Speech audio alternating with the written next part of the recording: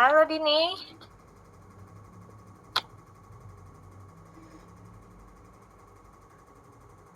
Suara kakak kedengaran nggak? Kedengaran, iya, Kak. Kedengaran Bu, Kak. Oke. Kak. Mulai ya, Kak. Maaf lama nunggunya.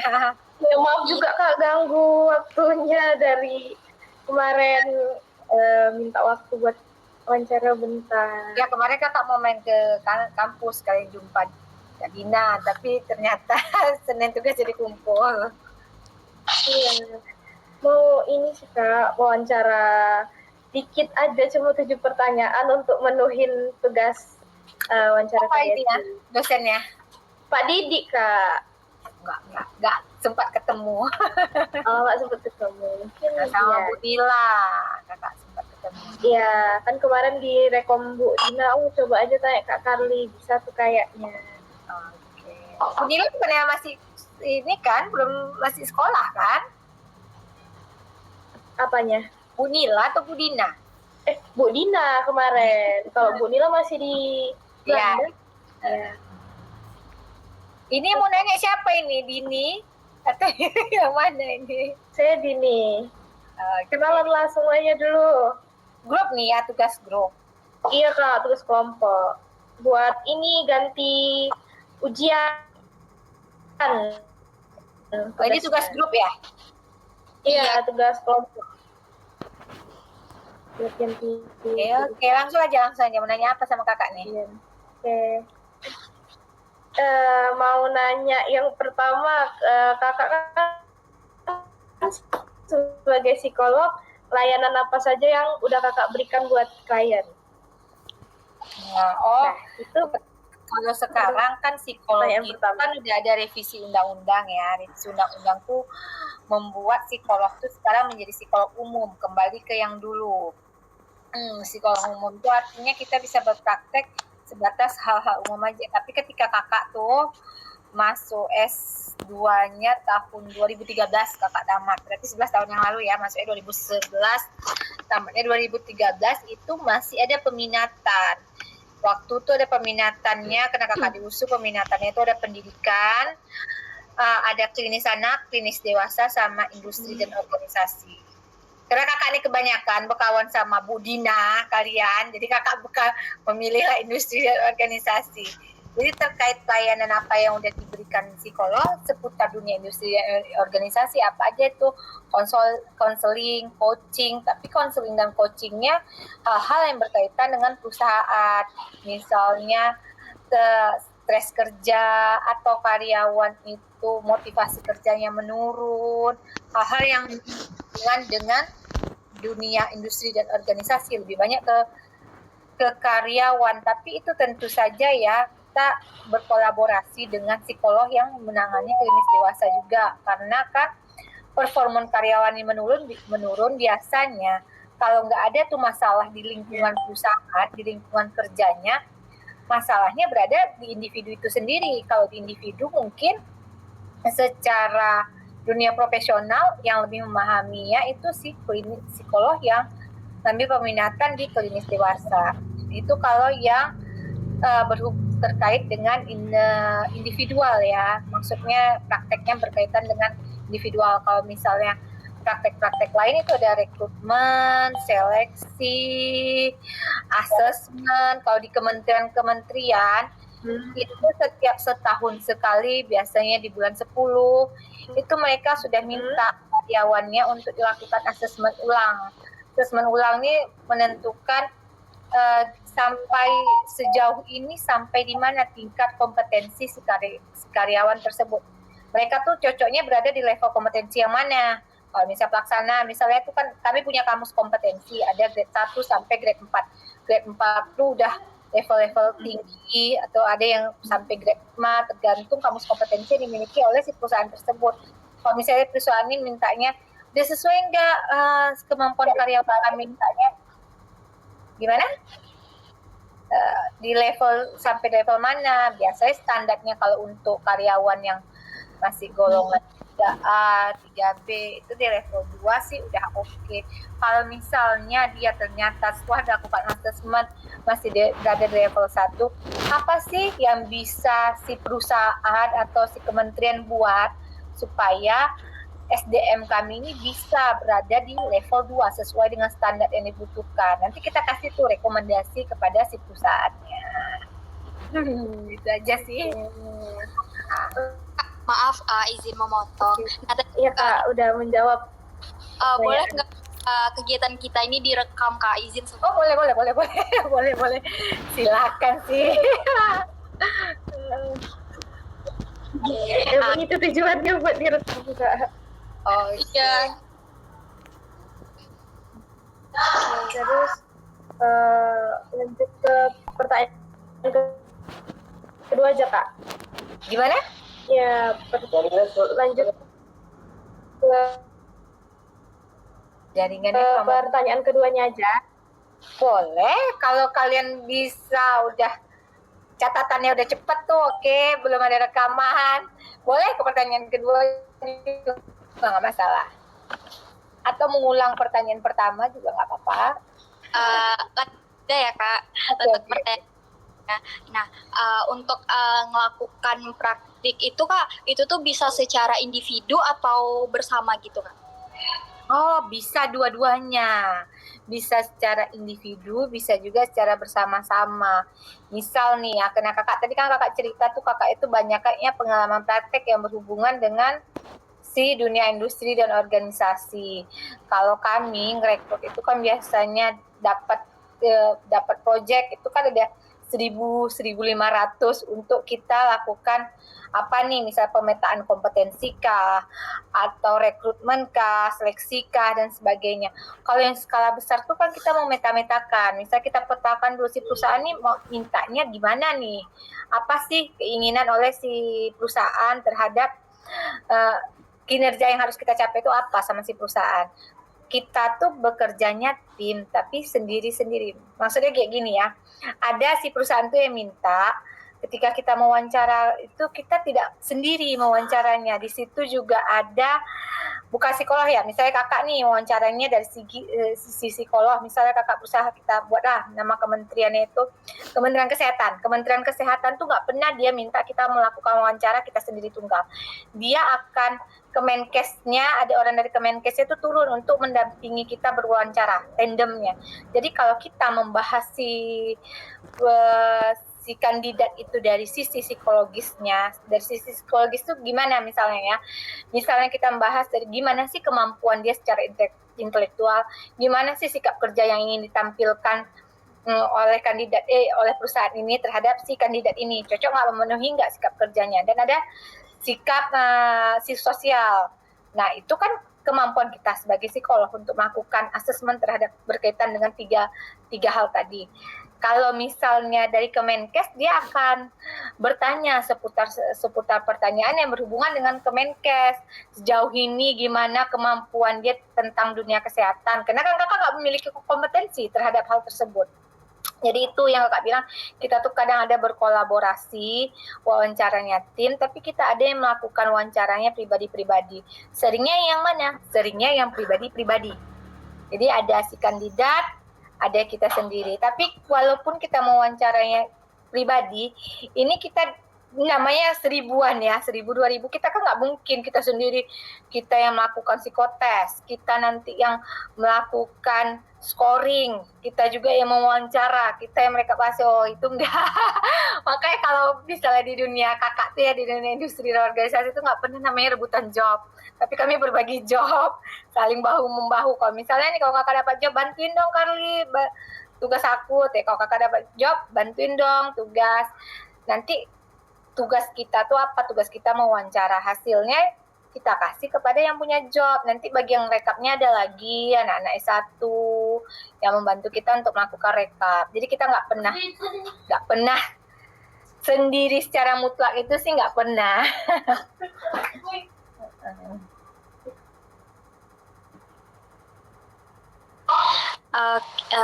Oke, lanjut aja ya Kak.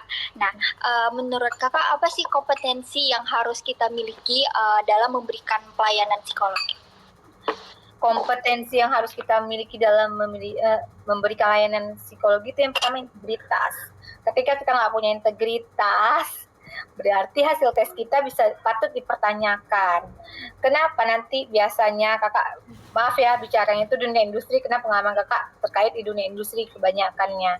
Kalau kita nggak punya integritas, nanti kita ketika melakukan nih, misalnya kakak nih dapat jobnya dari kabupaten. Kabupaten ini kan juga punya kepentingan ya si petinggi-petingginya, apakah itu sekda, apakah itu si bupati, itu mereka akan menelpon kita. Carly, jangan lupa itu ada tuh, ini keponakan saya, ini anak saya, ini anak teman baik saya, semua saudara-saudara itu dari berbagai belahan bumi keluarlah di telepon itu, minta bantuan. Nah, gimana cara kita ya supaya kalau kita tolak mentah-mentah, udah pasti ke depannya proyek itu gak akan jatuh lagi sama kita. Tapi kalau kita tidak menurutin keinginan dia sementara si kandidat itu tidak berkualitas, tentu kita udah menyalahi kode etik. Kita jawabnya jawaban formalitas saja. Iya Bu, nanti coba saya lihat, nanti akan saya gambarkan kandidat yang namanya sudah Ibu beri sama saya, akan saya jadikan catatan khusus, nanti akan saya rinci segala, jadi di kandidat yang dengan catatan-catatan itu kakak bisa lebih merinci tuh, walaupun mungkin yang minta standar kompetensinya biasa aja kayak yang dulu-dulu deh, tapi karena dia itu kan udah ada request, kalaupun ternyata kakak membuat rekomendasi yang tidak disarankan, sebentar ya.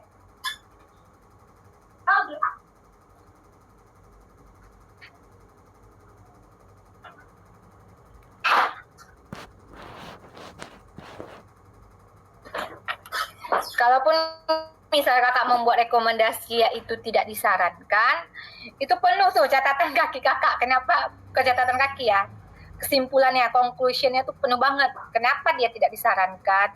Apa area pengembangan yang bisa dikembangkan oleh tersebut? Dan gimana gambaran kerjaannya sehingga yang di request tadi menjadi tidak kakak sarankan, ataupun kalau misalnya masih tidak terlalu buruk, kalau misalnya baik pasti kakak sarankan. Cuma kan kalau kita bicara baik-baik berarti udah selesai ya, nggak ada beban psikologi sama kita. Memang tanpa dia minta tolong pun pasti disarankan. Tapi ternyata yang sulit ini ketika dia menjadi sesuatu yang harus kita pertimbangkan. Kalau buruk banget itu udah pasti kita berada tidak disarankan ya untuk ini. Nanti kakak boleh catatan kakinya. Kalau misalnya dipertimbangkan, itu biasanya saran pengembangan dia tuh sangat banyak kakak kasih catatan. Nah, ketika kita udah menyerahkan hasil, biasanya dia minta seminggu dari kita melakukan wawancara, si perusahaan tuh minta untuk kita mereka hasil kepada mereka. Mereka kan minta gimana yang Ibu masukkan tadi Carly, apa saran kamu, deh kan? Kan ada beberapa ya, misalnya ada 3 nama, ada 5 nama. Kita akan bahas mereka, kita akan paparkan si 3 atau 5 nama tadi ini kenapa hasilnya menjadi dipertimbangkan atau tidak disarankan. Tapi itu pun kita selalu mengeluarkan kayak kunci. Kalau Carly ini kan fungsi psikolog nih hanya membantu Ibu agar karyawan yang dilakukan asesmen ini bisa sesuai dengan posisi jabatan yang akan tujunya. Itu tujuannya untuk efektivitas si perusahaan juga. Karena kalau ketika kandidatnya tidak disarankan, kita buat sarankan, otomatis kan kinerja perusahaan itu akan mempengaruhinya, ya kan. Tapi ini pun kami ini hanya pemberi rekomendasi, penentu hasilnya ya owner itu sendiri. Terserah ketika Ibu tidak mau memakai hasil yang Carly buat, tidak apa-apa, di kami tidak masalah, katanya kan. Kakak selalu bilang kayak gitu, tapi alangkah baiknya ini untuk Ibu pertimbangkan, karena sayang loh, Ibu udah membayar kami mahal-mahal, tapi hasilnya ini hanya menjadi dokumentasi. Itu yang kakak ucapkan. Realnya kita nggak boleh sakit hati. Hasil yang kita buat ini, kena banyaknya dunia politik sering nggak dipakai sama mereka. Ya mereka tuh hanya menggunakan kita itu supaya lulus kualifikasi. Kalau nggak mereka akan diperiksa karena kandidat mereka tidak melalui tahap psikotes. Tapi nggak apa-apa. Karena artinya ketika nanti sesuatu terjadi masalah di perusahaan tersebut, kita udah nggak melanggar kode etik ya, karena kita udah menjalankan sesuai dengan prosedurnya. Kalaupun ada yang dipertimbangkan, itu dengan banyak catatan kaki. Catatan kaki artinya apa ya? Kalau dipertimbangkan, Bu, Ibu perlu mengembangkan dia di hal-hal ini itu banyak. Kalau misalnya dia tetap Ibu pakai, gitu ya, dia punya kelemahan di bidang ini, dan kelebihannya di bidang ini. Apa saran pengembangan dari kami? Saran pengembangan kami ini. Kita akan jabarkan itu semua. Ya memang laporan yang ada catatan khusus itu lebih kita perhatikan ya. Kenapa? Karena kita kan ingin selamat untuk diri kita sendiri. Ketika nanti ada PPTK atau apa yang memeriksa, kita ini lengkap tentang data klien yang ternyata yang di kemudian hari kita takut bermasalah. Oke. Jadi kalau tanya yang paling penting itu integritas di psikolog. Terus Kak, menurut Kakak apa aja sih pelanggaran yang mungkin dilakukan oleh para psikolog? Nah, terus gimana cara ngehindarinya? Pelanggaran yang paling sering lakukan psikolog di dunia industri itu ya terkait dengan integritas juga. Jadi mereka tuh misalnya kayak gini, kita kan punya standar untuk ngetes seseorang. Biasa ini di psikolog sekolah, orang yang bergerak di dunia pendidikan sering bermasalah ya. Atau di dunia industri sering bermasalahnya. Kenapa? Karena mereka melanggar integritas. Misalnya kalau kita untuk mengambil karyawan tipe pelaksana aja ada standar alat tes yang harus kita penuhi. Apakah tergantung dari posisi si jabatan tersebut. Nah, misal kita cerita ketika merekrut bank lah ya, karyawan bank. Karyawan bank tuh kan tentu yang pertama kali kita penting tuh orangnya teliti banget karena itu berhubungan dengan duit. Artinya kalau kita teliti kita butuh tuh alat tes Kraepelin atau Pauli untuk melihat ketelitian si mereka. Nah, kan banyak tuh alat tes yang kita jadikan pedoman. Kita harus juga wawancara mereka. Tentu nggak mungkin dibayar dengan harga 50.000 atau 75.000. Karena kan kita men-scoring, melakukan pemeriksaan, wawancara. Kebanyakan di antara psikolog ini supaya menang tender, dia masang matok harga semurah-murahnya. Tapi ketika melakukan asesmen terhadap kandidat itu tidak memenuhi kualifikasi. Misal kayak kakak bilang wawancara bank tadi, dia hanya memberi mungkin tes potensi umum aja yang diberikannya kepada kandidat, itu udah keluar langsung rekomendasinya. Itu sih kebanyakan, dan biasanya kalau misalnya itu masih bisa ditolerir, dia akan mendapat teguran dari si HIMSI sendiri. Apalagi kalau kasus itu viral. Sayangnya banyak yang kayak gini ini nggak viral. Kalau di viral itu biasanya kalau kakak kan HIMSI Sumut ya, diberi teguran langsung kepada HIMSI Sumut. Jadi itu sih masalah yang paling sering itu, rebutan proyek membuat harga semurah-murahnya. Nanti hasilnya juga nggak sesuai, apalagi untuk anak tes kesiapan sekolah itu ya, tes kesiapan sekolah nanti yang dites bukan alat tes yang seharusnya menyajikan untuk tes kesiapan anak sekolah. Yang murah-murah dibuatnya ya, tapi hasilnya juga murahan. Nggak sesuai ini ya, jadi nggak sesuai yang dibutuhkan. Terus Kak, sekarang kan udah ada UU PLP tuh. Nah, menurut Kakak sebagai psikolog, tantangan saat lahirnya UU PLP ini gimana Kak? Tantangannya, ya kita harus update ilmu lagi. Ya, jadi sebenarnya bukan profesi psikolog aja ya, dokter, psikolog, hukum, semuanya itu ketika kita udah masuk di era yang lebih modern lagi. Suara kakak kedengaran nggak? Ini kok tiba-tiba ini ya? Kedengaran Kak. Oke. Itu tantangan yang terberatnya, kita harus mengupgrade diri kita. Karena kalau kita nggak mengupgrade diri kita akan ketinggalan. Apalagi sekarang udah ada undang-undangnya. Banyak tuh peraturan-peraturan baru yang harus kita ketahui. Kalau kita masih stagnasi di tempat yang lama, kita ngerasa ilmu kita segala-galanya, ya kita akan ketinggalan. Jadi kita harus sering pelatihan. Terus Kak, harapan kakak untuk psikolog muda dan calon psikolog apa nih? Harapannya apa ya? Harapannya itu kakak ya, kalau untuk psikolog muda ini selalu upgrade diri, selalu rajin ngikutin perkembangan. Kalian sering ikut seminar-seminar, baik itu seminar internasional, seminar nasional. Carilah seminar-seminar itu yang ya gratis, boleh ya gratis kalau misalnya sesuai dengan apa yang kita minati. Misalnya nih, gini, mau ambil profesi psikolog, terus nanti lebih fokusnya kemana? Ke yang fokus tuh aja, jangan semua mau diketahui sehingga kita nggak ada keahlian kita di yang mana. Kan nggak boleh juga ya kalau kakak bicara tentang klinis dewasa, itu kakak kurang paham ya.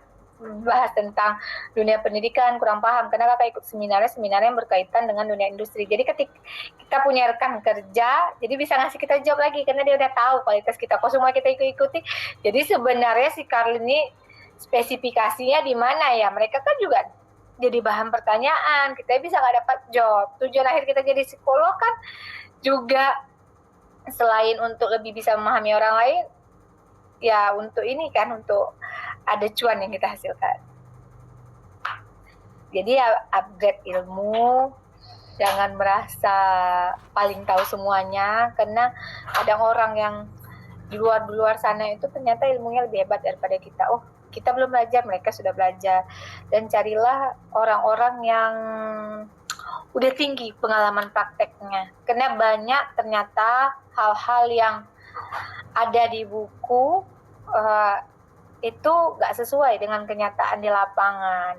Jadi hal-hal itu bisa kita asah ketika kita terjun langsung di lapangan. Untuk awal-awal, untuk psikolog muda mungkin ya, atau calon psikolog, rajin aja ikut dosennya ketika dosennya melakukan asesmen atau apa, turun lapangan, menangani kasus. Ikut aja, karena itu akan menambah pengalaman kalian. Oke Kak, nah terakhir nih, apakah harapan kedepannya mengenai profesi psikolog? Oh kakak, harapan kedepannya ya, karena kakak di dunia industri, kakak sih berharap kedepannya perusahaan-perusahaan, terutama kok kayak Pemda, itu lebih kalau perusahaan-perusahaan besar itu udah bagus ya kualitas asesmen rekrutmennya udah jauh lebih bagus. Tapi kalau yang perusahaan lain atau Pemda atau apa kita bilang, itu masih acak-adut dalam artian dia menjadikan kita hanya sebagai formalitas. Harapan kakak ke depannya, semoga pemimpin kita lebih memperhatikan apapun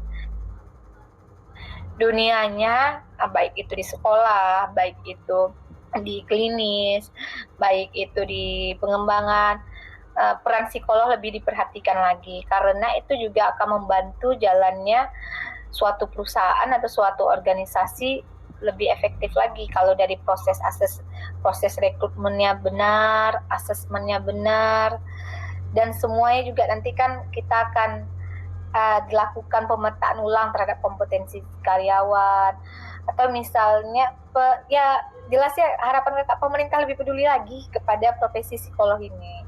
Nah kan banyak tuh kan contoh-contohnya, kalau kita bicara tentang dunia pendidikan itu kan nggak diperhatikan anak-anak yang bermasalah. Sebenarnya tentu dia memiliki masalah psikologis. Apakah masalah psikologis itu berkaitan dengan orang tuanya atau gurunya? Kelihatannya nakal, tidak fokus belajar dan sebagainya. Itu peran pemerintah lah di situ. Psikolog bisa memainkan perannya di situ, karena kan pasti ada something wrong terhadap anak tersebut kalau kita temukan misalnya anak nakal, nggak fokus belajar atau sebagainya. Itu aja sih. Tapi payah ya, ketinggian kayak harapannya. Semoga bisa direalisasikan ya Kak. Amin. Mungkin itu saja Kak, pertanyaan-pertanyaannya. Terima kasih banyak ya Kak udah mau direpotin. Oh nggak apa-apa, salam ya buat buat semuanya. Iya, makasih ya Kak udah bantu ngerepotin aku waktunya. Kakak minta maaf ya, kalian kan tugasnya besok dikumpul, tapi jadi begadang nih buat malam ini. Karena Tadi pagi kakak benar-benar lupa. Nggak apa-apa kak, siang kok. Besok. Makasih. Iya. Oke. Makasih, Kak. Ya. Salam ya, udah selesai semuanya ya. Dan semester apa ini? Iya kak. Semester 4 Kak. Oh semester 4. Besok 4. Oke. Ya. Assalamualaikum. Salam. Makasih ya kak. Assalamualaikum. Salam. Ya. Salam.